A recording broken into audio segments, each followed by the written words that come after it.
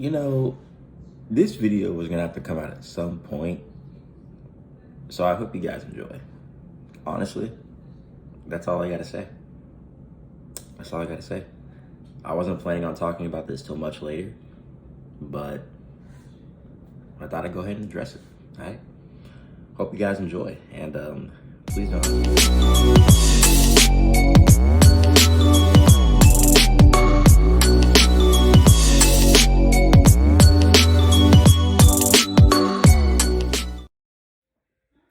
Welcome back to the channel, everybody.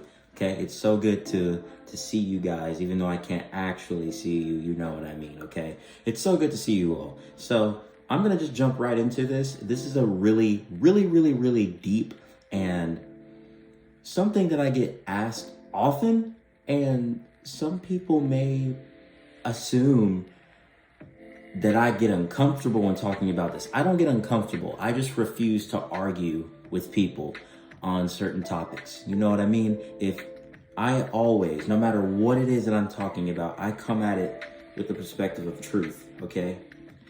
Man's truth is not greater than God's truth. That is a fact that we must start abiding by, that we do not in this generation and in this culture, okay? So that being said, we're gonna be talking about how I feel, how the Bible feels about politics and the government and kings and queens as rulers, okay? We're gonna be talking about that today. So, how do I, as a Christian, feel about politics and the government? Well, let's start by saying this. Who is the king? Who is the one true king? If you said Jesus Christ, you are right. He is the one true king that we should be pointing our moral laws towards. Our everything that we do in our life should be appointed to glorify him and no one or nothing else.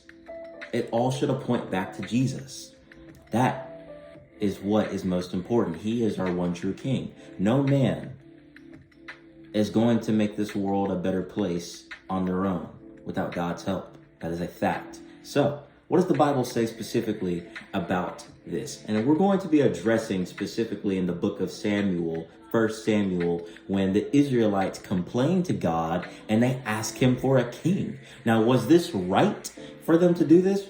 Let's take a look at that, okay? First, I'm going to be turning to 1 Samuel chapter 8, verse 5, okay? 1 Samuel chapter 8, verse 5. And this is what it says, okay? And said unto him, Behold, thou art old, and thy sons walk not in thy ways. Now make us a king to judge us like all the nations. Wow. So what they're talking to Samuel here, they're saying, look, you're old. You're an old dude, okay? We need a king. We need someone that can make good judgment to rule us. This was wrong. Now let me tell you why it was wrong. I'll explain. Short answer, yes. Now let's turn to the chapter. It's in the same chapter actually. It's verses 7 through 8. Verses 7 through 8 explain why it was wrong for Israel to ask for a king, okay? This is something that a lot of people miss, okay? And the Lord said unto Samuel, Hearken unto the voice of the people and all that they say unto thee.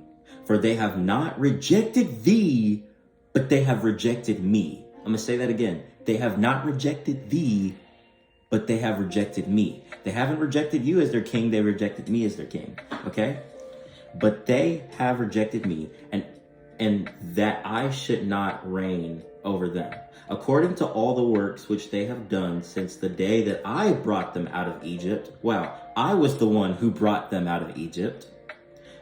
Since the day that I brought them out of Egypt, even unto this day, wherewith they have forsaken me and served other gods, so do they also unto thee.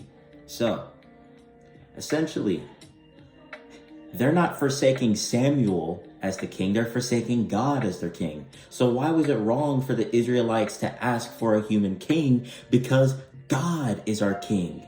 God is the one that we should serve, no man. We shouldn't bow down or serve to any man, because no man's judgment is better than the judgment of God's. God's judgment surpasses all mankind.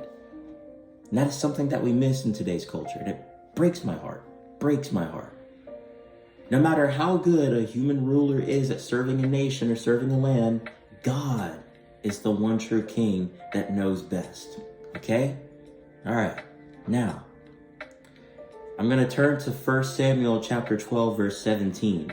This is a rebuke from Samuel, like a farewell, like a rebuke. He is rebuking the Israelites because Samuel was very frustrated after he went and prayed to God and asked for guidance, right? So this is a rebuke coming from Samuel.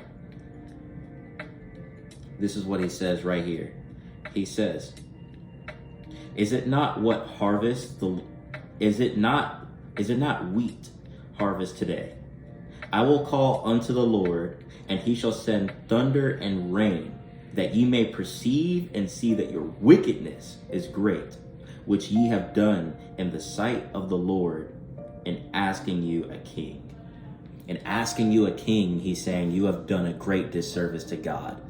I will make thunder and rain come down. Ask the Lord to send this upon your nation because you were selfish and you did not want to have the one true God as your king. No, you wanted a human to rule instead of having God as your one true king. That, my friends, is pride, but mainly that is idolatry.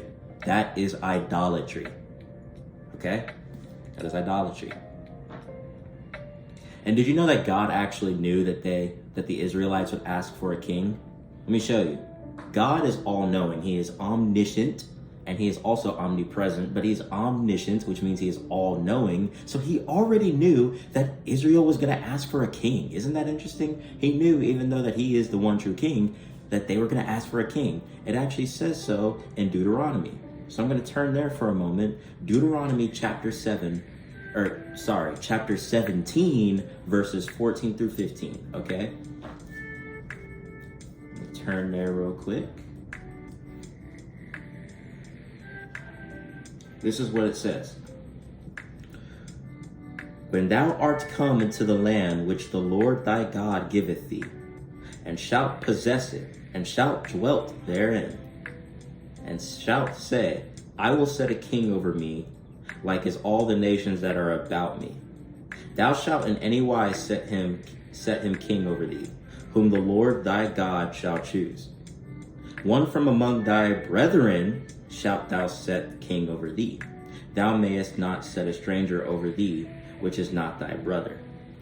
He's saying, I know for a fact, this is the King James Version, by the way. I love reading through the King James Version. But anyway, he's saying, I know for a fact that when I take you out of this land, meaning Egypt, you will ask for a king. You'll say, why can't we have a king just like all these other nations around here?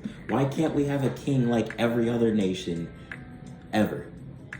We want a king, just like everyone else is doing. He's saying, no, this is the promised land. I should be your king, but I know that you're going to ask for one anyway.